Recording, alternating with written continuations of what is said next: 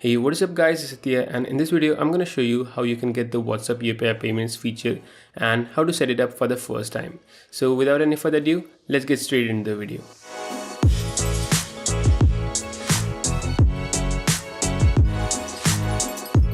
WhatsApp is the most popular instant messaging platform in the world and it has a large number of users in India. So WhatsApp decided to roll out this amazing UPI payments feature in WhatsApp that will let the users pay money through their chat itself. As it's a UPI payment, all the transactions would be done from bank to bank. So the money you pay will be directed from your bank and will be directly added into the receiver's bank. Cool, right? This feature is currently for a limited number of users, but don't worry, there's a trick to share this feature and invite others too.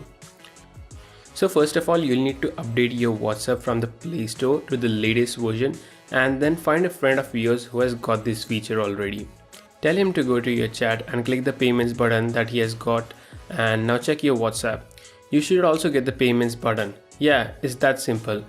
Now if you don't have any friend who's got this feature, then don't worry, you can DM me on Instagram @officialasad and I'll be your friend.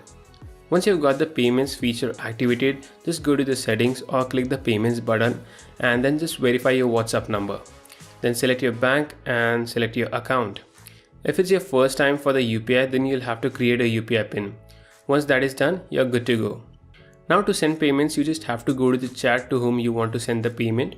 Then click on payments, enter the amount and a description if you want, and then click send. Now WhatsApp will ask you to enter your UPI pin.